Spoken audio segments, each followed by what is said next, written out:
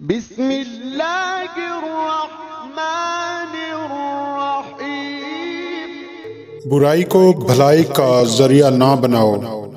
علم سے محبت کرنا دانش سے محبت کرنا ہے۔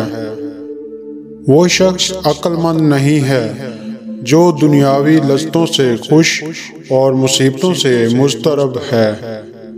طالب علم میں شرم بہتر نہیں، کیونکہ جہالت شرم سے بدتر ہے۔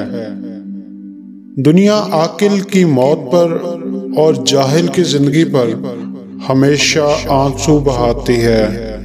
بات کو پہلے دیر تک سوچو، پھر منہ سے نکالو اور پھر اس پر عمل کرو۔ خاموش رہو، کیونکہ خاموشی انسان کی سلامتی ہے۔ غصہ کی مقدار بات چیت میں اتنی ہونی چاہیے جیسے کھانے میں نمک، کیونکہ نہ زیادہ نمک صحت کے لیے اچھا ہے اور نہ غصہ۔ جس شخص میں غور و فکر کی عادت ہے وہ اپنی روح سے دو بدو ہم کلام کرتا ہے۔ زندگی جب تک نیک کاموں کا ذریعہ نہ ہو شائستہ نہیں کہی جا سکتی۔ سب سے بڑی فتح اپنے آپ کو فتح کرنا ہے۔ عقل جس جگہ کامل ہوگی حرص و شر ناقص ہوگا۔